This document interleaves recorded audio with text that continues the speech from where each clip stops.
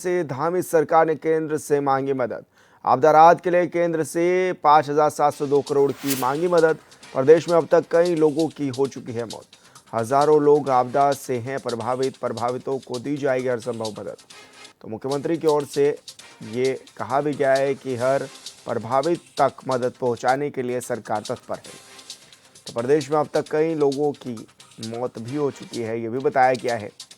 हजारों लोग आपदा से प्रभावित हुए हैं और ऐसे में प्रभावितों को हर संभव मदद भी दी जाएगी, मुख्यमंत्री की ओर से कहा गया है।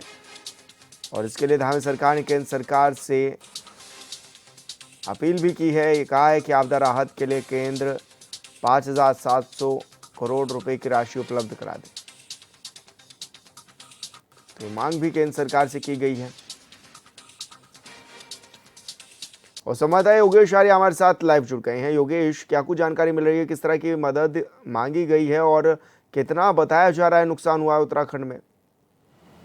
देखिए विशाल, अगर उत्तराखंड की बात करें तो उत्तराखंड आपदा की चपेट में है और ऐसे में काफ़ी नुकसान जो है वो देखने को मिला है। कहीं पहाड़ धरके, कहीं लोगों के मकान क्षतिग्रस्त हुए। धराली में जो है बड़ी आपदा देखने को मिली और जिस तरह से भारी नुकसान हुआ है उसका आकलन करने के लिए केंद्र से भी जो है एक टीम यहाँ पर भेजी गई है और इसके साथ साथ जो आपदा प्रबंधन की टीम है वो भी जो है नुकसान का आकलन कर रही है। और इसी बीच जो है केंद्र से जो है मुख्यमंत्री पुष्कर सिंह धामी ने मदद मांगी है और 5700 करोड़ से अधिक का जो प्रपोजल है वो जो है वहाँ पर केंद्र सरकार को भेजा गया है कि वहाँ से जो है इस मदद मिले, क्योंकि इतना नुकसान जो है वो बताया जा रहा है। ऐसे में जो है जो प्रभावित लोग हैं उनकी सहायता करने की बात भी मुख्यमंत्री पुष्कर सिंह धामी कर रहे हैं। और इस आपदा के बीच कई जाने गई हैं, कई लोग प्रभावित हुए हैं, कई जो है आपदा की चपेट में आए हैं। तो निश्चित तौर पर जितना भारी नुकसान हुआ है इस बरसात के मानसून सीजन में जो पहाड़ी क्षेत्रों में, उसको लेकर के कहीं ना कहीं जो है आकलन किया जा रहा है। उसके साथ साथ मैदानी इलाकों की मैं बात भी करें तो वहाँ भी जिस तरह से जलभराव हुआ,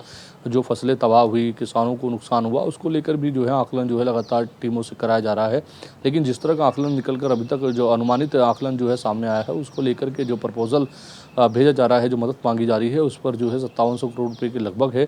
और उसमें ये मदद मांगी गई है कि जो है इसको जो है केंद्र सरकार मदद के तौर पर जो है उत्तराखंड में दी जाए, ताकि जो है उत्तराखंड में जो नुकसान हुआ है उसके भरपाई के तौर पर प्रभावितों की सहायता के लिए काम किया जा सके, ताकि जो है आने वाले वक्त में स्थिति को सुधारा जा सके, पुनर्वास का कार्य शुरू हो सके, ताकि लोग जो है पहले की तरह अपनी ज़िंदगी को पटरी पर लौटा सके। जी योगेश, लेकिन अभी हाल फिलहाल में किस तरह की स्थिति बनी हुई है उत्तराखंड के क्षेत्रों में और मौसम का क्या कुछ मिजाज अभी रहने वाला है?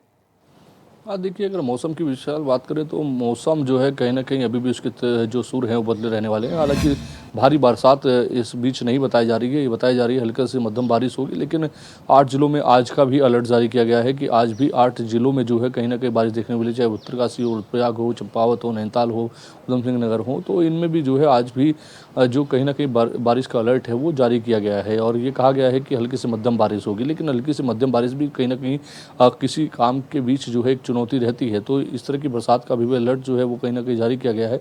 और जिस तरह से देखा जाए कि ये जो ज़िले हैं पहाड़ी ज़िले हैं, चाहे उसमें पौड़ी की बात की जाए, उत्तरकाशी की बात की जाए, रुद्रप्रयाग की बात की जाए, तो ये जो ज़िले हैं कहीं ना कहीं इन ज़िलों में जो है जिस तरह से हमने देखा कि बड़े बड़े पहाड़ धर के बड़ी बड़ी स्थिति ख़राब हुई। और कहीं ना कहीं थराली में, चमोली ज़िले में भी जो खास करके देखा जाए तो जो थराली में जो है बादल फटने की घटनाएं सामने आई, मलबा आया, लोगों के घर क्षतिग्रस्त हुए।